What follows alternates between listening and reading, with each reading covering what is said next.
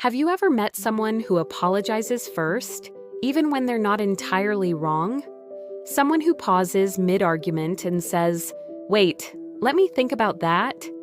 Someone who seems to know exactly why they feel a certain way before anyone else even notices something's off? We often think self-awareness looks like meditation retreats and journaling at sunrise.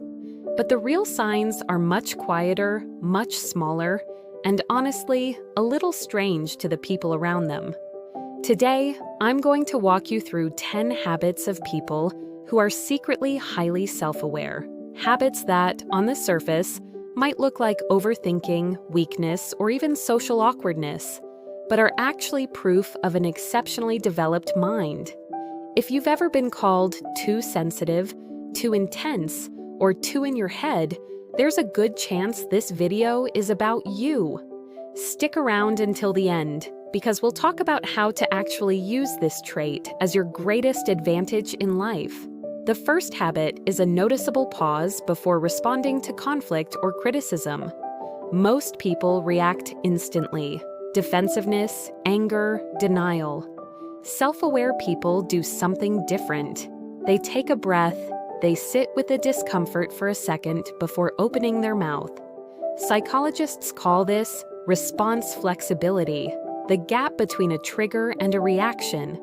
That tiny pause is where emotional intelligence actually lives. To outsiders, it can look like hesitation or even weakness.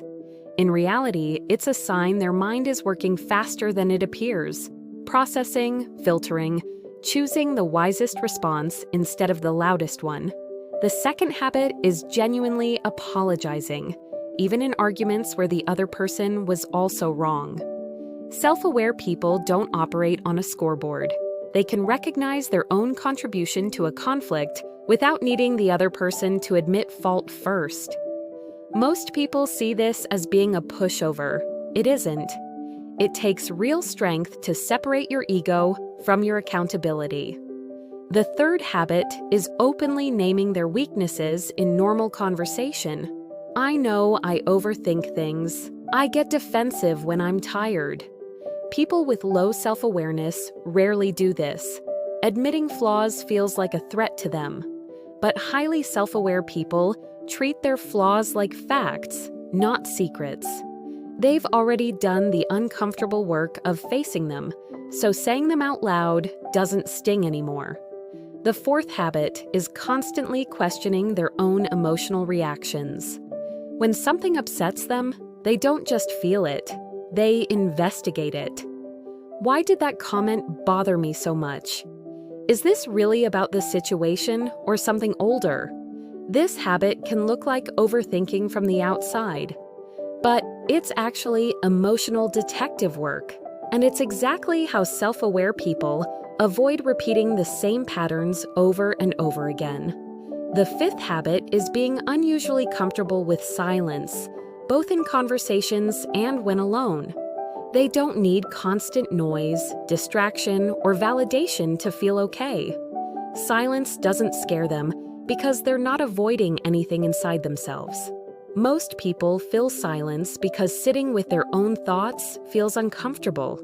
Self-aware people have already made peace with what's in there. If you've recognized yourself in even 2 or 3 of these so far, go ahead and hit that like button right now. It genuinely helps this video reach more people who need to hear it. And in the comments, tell me which habit hit closest to home for you. Psychology tells us that naming our own patterns out loud is one of the fastest ways to strengthen them. So don't be shy, let's talk about it. Now, let's continue with 5 more habits, and these next ones might surprise you even more. The sixth habit is being willing to publicly change their opinion when presented with new information. Most people dig in, doubling down to protect their ego. Self-aware people see it differently. Being wrong yesterday just means they learned something today. There's no shame attached to growth. The seventh habit is recognizing repeating patterns in their relationships. I always do this when I feel insecure. I shut down when I feel criticized. Most people blame the other person every time something goes wrong. Self-aware people zoom out and notice the common denominator, themselves. This isn't self-blame. It's self-observation, and it's one of the rarest skills a person can have.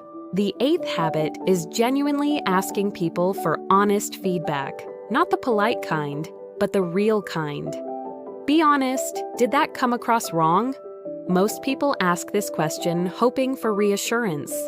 Self-aware people ask it because they actually want the truth, even if it stings a little, because growth matters more to them than comfort. The 9th habit is being able to name their emotional triggers specifically. Not just, I get upset sometimes, but I get defensive when I feel ignored, or I shut down when I feel rushed.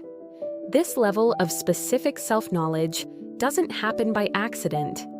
It comes from years of quietly observing themselves the way a scientist observes data.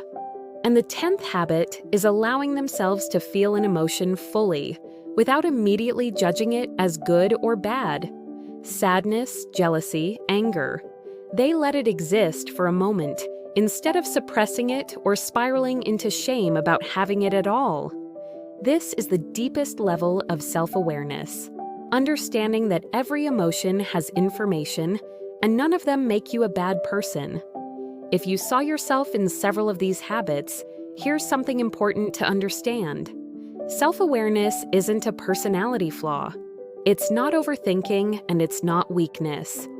It's one of the rarest and most valuable traits a human being can develop, and most people never reach it at all. Use it.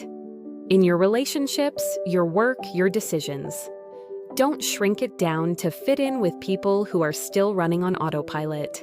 The world needs more people who pause before reacting, who own their mistakes, who actually look inward instead of always pointing outward.